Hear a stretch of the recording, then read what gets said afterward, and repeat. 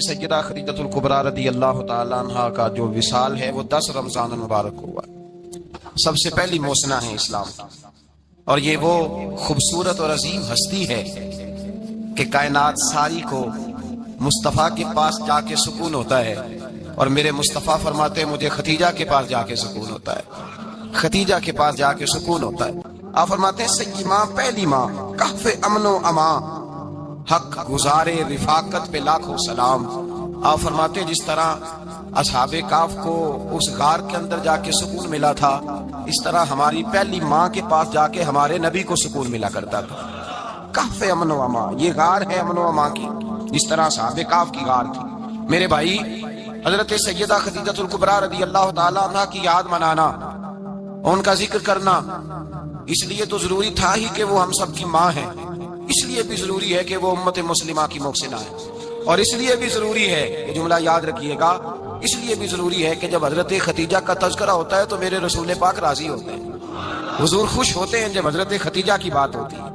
جب حضرت خدیجہ الکبریٰ رضی اللہ تعالیٰ عنہ سے کوئی محبت کرتا، کوئی احترام کرتا تو حضور راضی ہوتے۔ پہلی محسنہ قرآن مجید سورہ احزاب کی آیت نمبر 6 میں اللہ کریم نے فرمایا النبی اولیٰ بالمؤمنین من انفسہم، یہ نبی مومنوں کی ان کی جانوں سے بھی زیادہ مالک ہے، وازواجہ امہاتہم، اور فرمایا نبی پاک کی ازواج مومنوں کی مائیں ہیں۔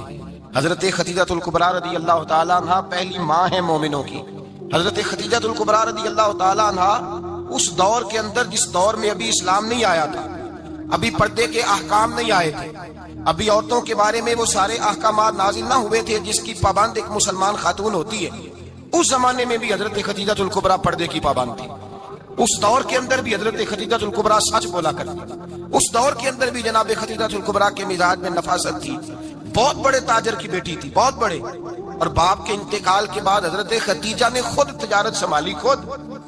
یہ کیسی تاجرہ ہے جو کبھی گھر سے باہر نہیں نکلی، یہ کیسی تاجرہ ہے جنہوں نے کبھی جا کے کسی آدمی کے ساتھ گفتگو نہیں کی، یہ کس قسم کی تجارت پیشہ خاتون ہے جو کبھی مارکیٹ اور بازار نہیں گئی، لیکن مکے میں جن کا مال سب سے زیادہ بکتا تھا وہ حضرت خدیجہ الکبریٰ ہے۔ وہ کسی شخص کا تعین کرتی، کہتی سرمایہ میں لگاؤں گی، محنت تو کرے گا، اور وہ ڈیل بھی جب ہوتی نا اس شخص کے ساتھ گفتگو ہوتی تو وہ بھی ڈائریکٹ حضرت خدیجہ نہ کرتی، بلکہ آپ کی خادمہ تھی حضرت نفیسہ، بعد میں وہ مسلمان ہوئی، ان کی ذمہ داری ہوتی، وہ خاتون جا کر اس آدمی سے گفت و شنید کرتی۔ حضرت خدیجہ کا مال لے کے لوگ جاتے مکے میں، جب سب لوگوں کا نقصان ہوا نا جس سال، جناب نفیسہ کہتی ہیں جس سال سارے مکے والوں کا مال ڈوب گیا، حضرت خدیجہ کو اس سال بھی اللہ تعالیٰ نے 11 گنا نفع عطا فرمایا، اس سال بھی بڑا نفع دیا، حالانکہ تجارت کے ساتھ نہیں، ابتدا اسلام میں۔ اور پھر عجیب بات یہ ہے کہ 2 دفعہ شادی ہوئی، 2 دفعہ بیوہ ہوئی، 2 دفعہ شادی ہوئی، 2 بیٹے تھے حضرت خدیجہ کے۔ نبی پاک صلی اللہ علیہ وسلم سے قبل آپ کے 2 بیٹے تھے، ہند اور حالہ، دونوں مسلمان ہوئے، دونوں حضور کے صحابی ہوئے۔ 2 شہزادے تھے حضرت خدیجہ کے، 2 دفعہ پہلے شادی ہوئی، دونوں خامد انتقال کر گئے، عرب کے بڑے بڑے، اور حضرت خدیجہ بنو قریش میں سے ہیں، 3-4 نسلیں اوپر جا کر ان کا خاندان نبی پاک صلی اللہ علیہ وسلم کے ساتھ مل جاتا ہے۔ حضرت خدیجہ کا 2 دفعہ نکاح ہوا، آپ بیوہ ہو گئی، دونوں دفعہ خامد وصال کر گئے۔ بڑے بڑے مکے کے سرداروں نے پیغام نکاح دیا، حضرت خدیجہ خاموش رہی، نکاح نہیں کیا۔ لوگوں نے بڑی وجوہات بیان کی، الگ الگ باتیں لکھی۔ شیخ محقق شاہ عبد الحق محدث دہلوی فرماتے نہیں، اصل بات اور تھی۔ عرب کے اندر سال کے بعد عورتوں کا ایک میلہ لگتا تھا خانہ کعبہ کے پاس، صرف عورتیں اکٹھی ہوتی تھی، میلہ لگا ہوا تھا۔ ایک تورات جاننے والا یہودی عالم بھی آیا ہوا تھا، وہ بیویوں کے مجمع پہ نظر ڈال کے کہنے لگا بیویوں، مرد کا کام تو کوئی نہیں عورتوں کے مجمع میں بات کرنا، لیکن میں تمہیں ایک پیغام دینے لگا ہوں، اللہ کے آخری رسول جو مکے میں پیدا ہونے والے ہیں ان کے آنے کا وقت قریب آ گیا ہے، وہ بیوی بڑی خوش نصیب ہوگی جنہیں ان کی رفاقت ملے گی۔ عورتوں نے جب دیکھا کہ مرد آ گیا عورتوں کے میلے میں تو انہوں نے ڈانٹا جھڑکا، کہا چل اٹھا اپنی کتابیں اور نکل جا۔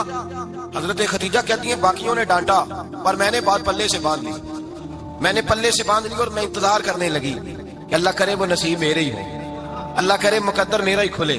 آپ فرماتی میں تسبیح پڑھتی، درود پڑھتی، میں اس زمانے میں جو اللہ کا ذکر جس طرح ہوتا تھا وہ میں شروع کرتی، اور جب فارغ ہوتی تو میں التجا کرتی کہ اللہ میرے نصیبے کھول دے۔ کہتی ہیں آہستہ آہستہ آہستہ آہستہ میں حضور کی تعریف سننے لگی، آہستہ آہستہ تعریف سننے لگی نبی پاک، صادق ہیں، امین ہیں، سچے ہیں، دیانتدار ہیں، اس برے اور میلے معاشرے میں بھی وہ سب سے اعلیٰ بھی ہیں اور سب سے اجلے بھی ہیں، وہ سب سے پاکیزہ ہیں۔ میں سننے لگی تعارف، آہستہ آہستہ میں ان کی گرویدہ ہونے لگی۔ ادھر نبی پاک صلی اللہ علیہ وسلم اپنے چچا جناب ابو طالب کے پاس رہتے تھے، قحط آ گیا، حالات بگڑ گئے۔ حضور سید عالم صلی اللہ تعالی علیہ وسلم سے چچا کہنے لگے بیٹے اگر مال تجارت لے کے شام جاؤ تو بڑا نفع کماؤ گے، ہمیں ضرورت بھی ہے، اور اگر ہو سکے تو خدیجہ کا مال لے کے جاؤ۔ نبی پاک نے کہا چچا میں نہیں کہوں گا کسی سے جا کے، میں نہیں کہتا کسی سے جا کے، جو میرے نصیب میں ہوگا میرا رب خود عطا فرمائے گا، میں نہیں کہوں گا۔ مصطفیٰ نے تو نہیں کہا۔ حضرت خدیجہ رضی اللہ تعالیٰ عنہ کہتی ہے میں نے خود اپنی خادمہ کو بھیجا، میں نے کہا جا کے پوچھو تو صحیح کہ میرا مال قبول ہوتا بھی ہے کہ نہیں، پوچھو۔ نبی پاک صلی اللہ علیہ وسلم سے پوچھا، حضرت خدیجہ کی خواہش ہے کہ آپ مال لے کے جائیں، حضور نے قبول کر لیا۔ جناب خدیجہ الکبریٰ رضی اللہ تعالیٰ عنہ کے غلام تھے، میسرہ ان کا نام تھا۔ جناب خدیجہ نے ان کو ساتھ بھیجا، فرمایا تین باتیں ارشاد فرمائی۔ ایک تو فرمایا سارا رستہ غور سے دیکھنا میرے نبی کے ساتھ کیا معاملات درپیش ہوتے ہیں۔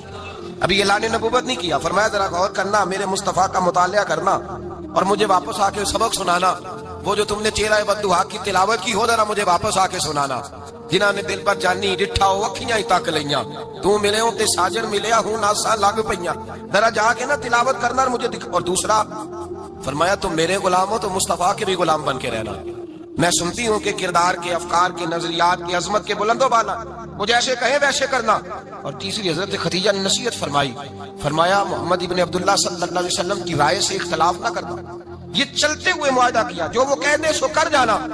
غلام کہتے ہیں میں ساتھ گیا، باتیں میں نے سن لی، لیکن جب سفر شروع ہوا نا ابھی چند منزلیں طے ہوئی تھی، میں نے کہا خدیجہ آپ نے کیا نصیحت کرنی تھی، ان کے ساتھ جو رہے گا وہ ان کا غلام ہی بن جائے گا، ان کے ساتھ جو رہے گا تو اجے میرا محبوب نہیں ڈٹھا جنوں ویکھ کے چن شرماوے، جے رکھے ہاتھ پھلاں وچ ہاتھ نال پھلاں رل جاوے تے ادھی راتی چن چڑھ جاندے جدوں جلوہ فرماوے۔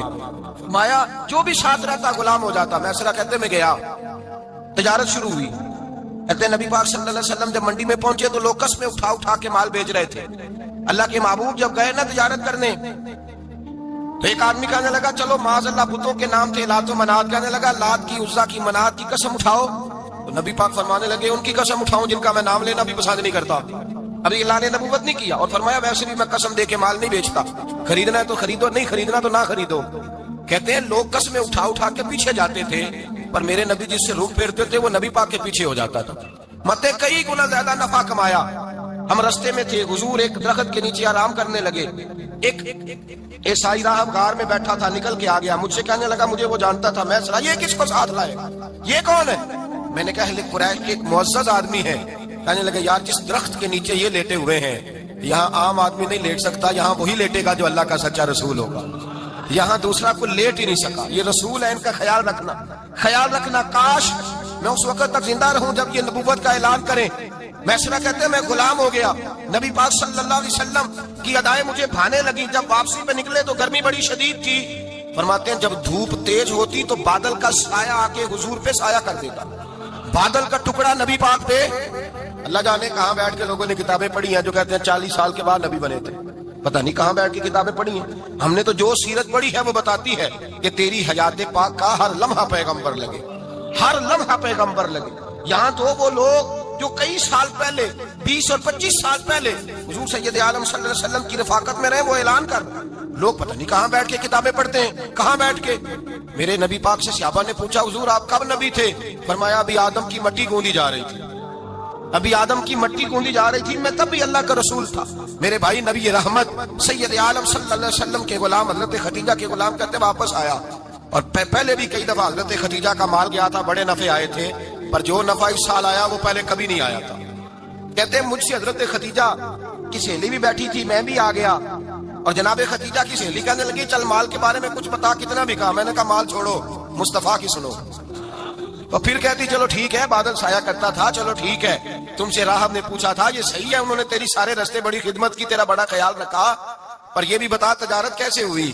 تو میسرہ کہنے لگا زندگی میں نے بھی ساری گزار دی ہے، پر اس رسول کے ساتھ 4 دن ہی گزارے ہیں، حد ہو گئی مجھ سے، اور کچھ نہ پوچھو، اور کچھ نہ پوچھو، آ میرے دل آمنہ کے لال کی باتیں کریں، اور کچھ نہ پوچھو، بس ذکر ان کا چھیڑیے ہر بات پر، اور چھیڑنا شیطان کا عادت کیجئے، بس مجھے حضور کے تذکرے بیان کرنے ہیں، ذکر مصطفیٰ کرنا ہے۔ حضرت خدیجہ الکبریٰ بڑی متاثر ہوئی، کہتی ہیں مجھے درجنوں لوگوں نے پیغام نکاح دیا تھا پر میں نے سنی نہیں تھی، میں نے نفیسہ کے ہاتھ پیغام بھیجا، میں نے کہا میری عمر 40 سال ہے، ان کی 25 سال ہے، اور میرا اعمال اور طرح کا ہے، وہ شہنشاہ ہے، جا کے پوچھو تو صحیح بھلا میں قبول ہوتی ہوں؟ پوچھو۔ نفیسہ کہتی ہیں میں آئی تو وہ خاتون جن کے لیے لوگ بڑے بڑے قریش پیغام دیتے تھے، پیغام لے کے آئی، تو رسول پاک نے عجیب رنگ بیان کیا اپنی سیرت کا۔ جب میں پہنچی میں نے کہا خدیجہ نکاح کرنا چاہتی ہیں؟ نفیسہ کہتی ہے میرا خیال تھا کہ کوئی اور ہوتا تو کرسی سے اٹھ کھڑا ہوگا، فوراً کہے گا اچھا جلدی کرو بات کرو۔ جب میں نے آ کے کہا نا حضور خدیجہ نکاح کرنا چاہتی ہے، تو نبی پاک نے میری طرف دیکھا، فرمایا وہ کہتی ہے کہ تم کہتی ہو؟ کہا وہ کہتی ہیں۔ تو حضور نے فرمایا ٹھہر جاؤ، میں اپنے چچا سے پوچھ کے بتاؤں گا، میں مشورہ کروں گا، میں پوچھ کے بتاؤں گا۔ آج بچوں کو کچھ سبق بڑے یاد ہیں، کہتے ہیں پسند کی شادی کرنا حضرت صاحب ناجائز ہے؟ پسند کی شادی کرنا کوئی ناجائز ہے؟ اور میں نے کہا بھائی صرف ایک ہی جائز چیز رہ گئی اور کوئی شے جائز نہیں، یہ ایک ہی جائز چیز ہے جس کا فتویٰ سارے نوجوان پوچھتے